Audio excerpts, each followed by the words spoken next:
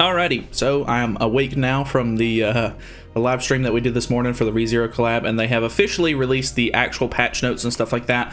So we're going to go over the two things that I wasn't able to go over, which were was the banner. They did end up showing the banner in the actual patch notes and stuff like that on the Korean version pretty much just after the Japanese live stream ended. It pretty much went live, but I didn't want to stay up too much longer for that. And the skills have now been translated and everything like that. So we're going to look over the heroes and the new banner, which the banner is not good. So we have Amelia, who seems like she's gonna be probably the best support. I'm not exactly sure. I've only looked at her and Rim so far, but her unique is when the hero receives attack from the same enemy 2 or more times during this enemy's turn, cleanse all debuffs from the allies and freeze the enemy for 2 turns. So that is pretty crazy. So you cannot double up on attacks on Amelia, or else she's going to freeze you and it's just going to immobilize you for 2 turns, which is pretty crazy. Like that's very interesting. Like if you can't hit a character more than 1 time per turn, it's definitely going to help their survivability and stuff out. Or well, you can hit her more than 1 time, but it has to be with different heroes. Sorry, my throat is very whatever because I just woke up and ate. Then we have her freeze skill, which inflicts damage equal to 360% of attack on one enemy and freezes for 2 turns.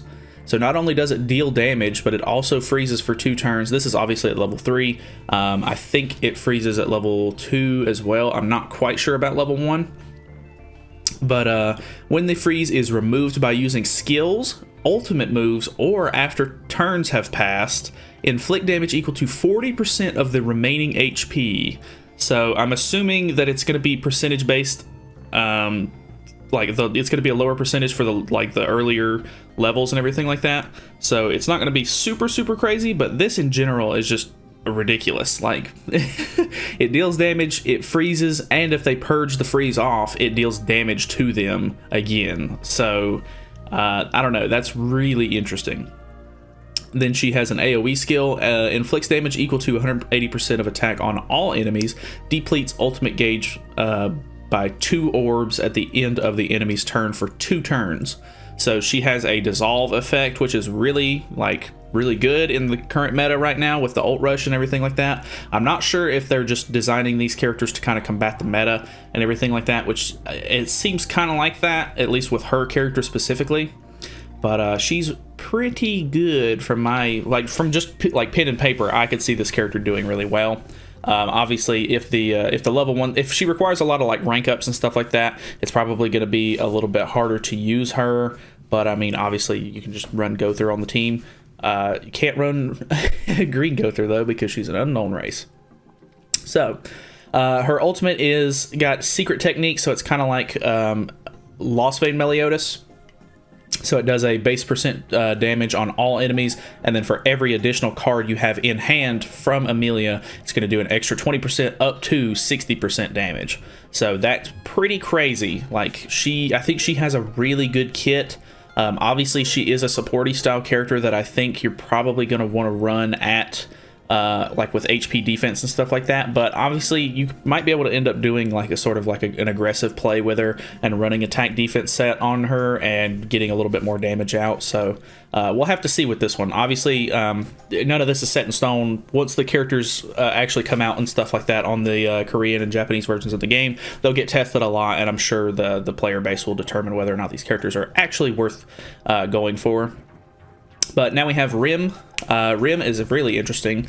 So she's an unknown race as well. When the hero uses skills or moves a skill to rank up a skill and gain ultimate move gauge orbs, increases the attack related stats by 5% for 3 turns up to 5 times.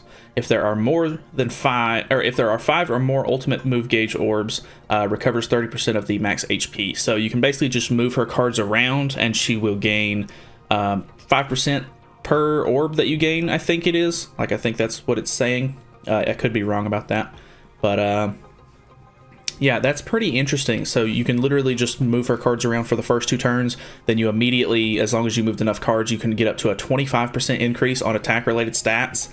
And then her first card actually has Amplify, which means you can hit them pretty hard. So I think she's going to be the main damage dealer of all of the other ones, or out of all the characters, because it seems like whenever they were going over the stuff in the live stream, a lot of the characters seemed like they were recommended to use HP defense sets, so they were more supporty style.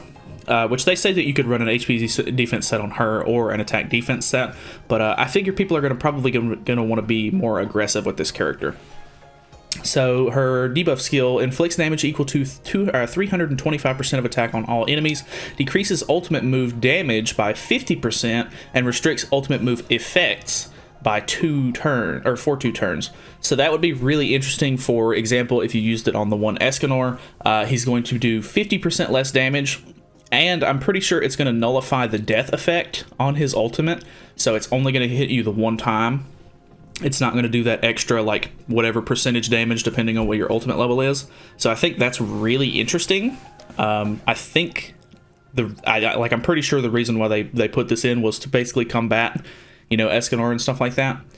So I don't know exactly how all of that's going to work, but she seems kind of good on paper. Obviously, with her having to like move skills around and stuff like that, which I guess you don't have to. You can always just like use some sort of other character to give her buffs and stuff like that to take advantage of the amplify and everything. But the way it seems like she's intended to work, it may be a little bit slow of a character to sort of build up. But it seems like once she's kind of built up, she can do pretty good damage. And then her ultimate actually does shatter, which I'm pretty sure shatter ignores defense, or it maybe ignores resistance. I can't remember. It's one of those two. And then it deals 420% of attack on all enemies. So it's an AoE again. So she can deal pretty big damage, it seems like. Rim is the free character that they're giving away. She's an unknown as well. Increases unknown allies' basic stats by 20%. So that's actually really interesting. Even though you wouldn't want to run this with Green Gother, because he's not... Green Gother's passive isn't going to be able to activate with unknown races on the team. You could run her in the back, potentially, and buff stats and stuff like that. It seemed like when I was looking over the live stream, all of the teams and stuff like that, like the team comps that they suggested for the characters, were to have Rim in the back. So I'm assuming that her passive works from the back. So kind of interesting. So it could work on Merlins and stuff like that, which is, I think, another reason why they were trying to run Lolly Merlin in the team comps. Her debuff skill is cancels stances on one enemy and inflicts damage equal to 250% of attack, then stuns for 2 turns. So she has a stun at level 2 and level 3, which is really nice, because I feel like a lot of characters don't get to use stun. Like, obviously the biggest one is Goddess Liz, but before that, really, there wasn't a whole lot of characters that stunned. So, yeah, Blue Derriere should be able to handle this pretty well, but other than that, stunning is a pretty good, debuff. And then her attack skill is inflicts rupture damage equal to 250% of attack on all enemies. Rupture is if the enemy has a buff on them, it deals extra damage, so that's kind of cool. But then again, I don't know of a lot of teams that just have buffs on them. I guess you could use this to combat sort of like Assault Meliodas teams. But I don't know for sure. Obviously, it could work in a multitude of scenarios. But her ultimate is inflicts damage equal to 300% of attack on all enemies, decreases attack-related stats by 30% for 3 turns.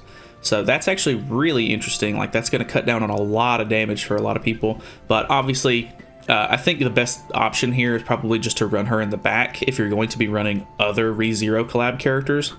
So, yeah, it's going to be really interesting to see how she ends up coming out in the meta. Then we have Beatrice, the last character. So, sorry, I'm talking a lot. Unique is increases the hero's HP related stats by 5% for each unknown ally in battle. Recovers HP of unknown allies by 60% of the amount of heroes recovers, or of the amount hero recovers when using skills. Applies when entering battle.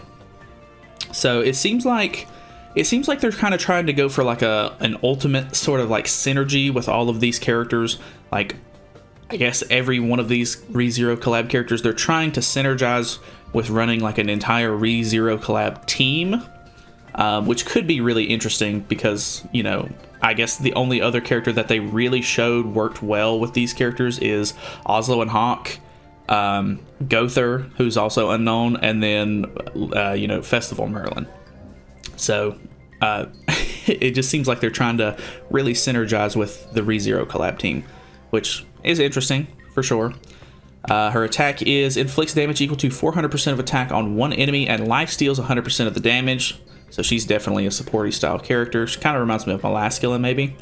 And then inflicts despair damage equal to 325% of attack on all enemies. And then yeah, they have despair is recovers 30% of diminished HP upon successful critical strike. And then her ultimate is inflicts damage equal to 350% of attack on all enemies and life steals 30% of the damage. So I think that's really interesting. Honestly, I think this is probably like a huge skip unless you just want these characters specifically, or you're really looking to maximize the potential of Festival Merlin maybe, because it really seems like you're not going to be able to run these characters on a whole lot of teams unless you're really utilizing the unknown race. And, you know, Merlin seems to be the best character really in that category besides Gother. So I don't know, and you'd have to run the red Gother if you really wanted to get any sort of passive done on him.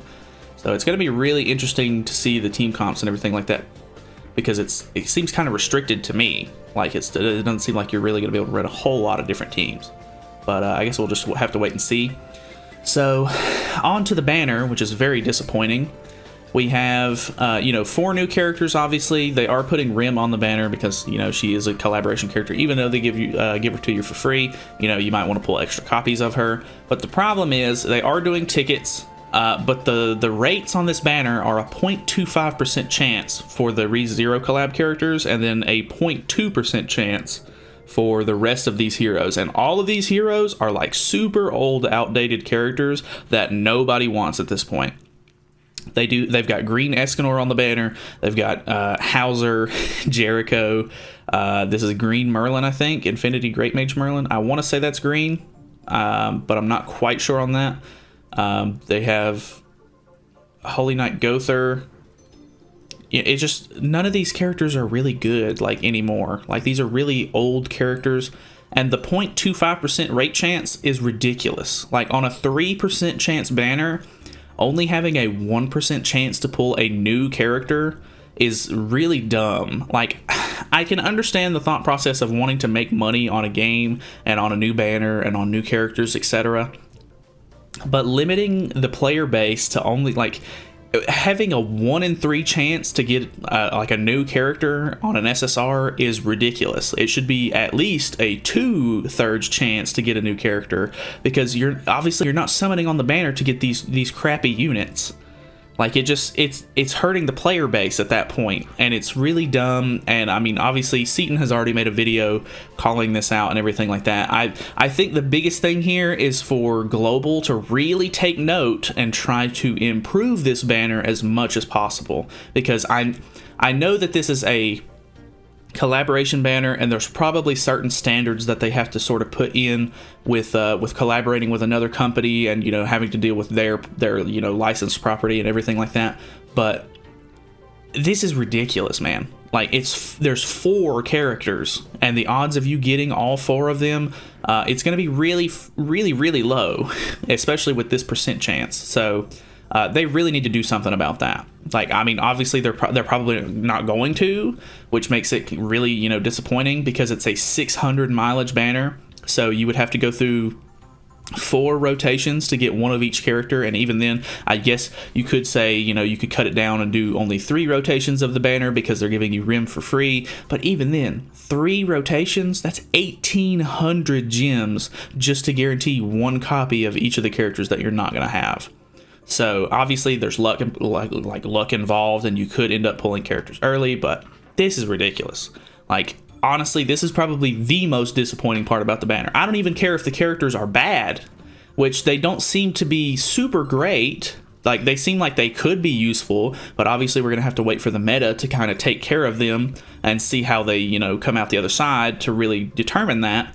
But with the way that things are, it just seems like this is going to be a really tough call. It's going to be a really easy skip for a lot of players, I feel like, because the banner's trash. It's going to be really hard to pull them. Hopefully they're not going to be like insanely good units. Honestly, the only thing that having the rates at this does is make this SSR ticket, which is normally like $24 or something like that, it's going to make that ticket way more valuable. And I'm going to feel so bad for anybody who buys this ticket and pulls RAM on it, sorry, because she's the free character, and obviously like your best choice, like your best chance at getting a collab unit is this ticket, and you have to pay real world money for it, which sucks.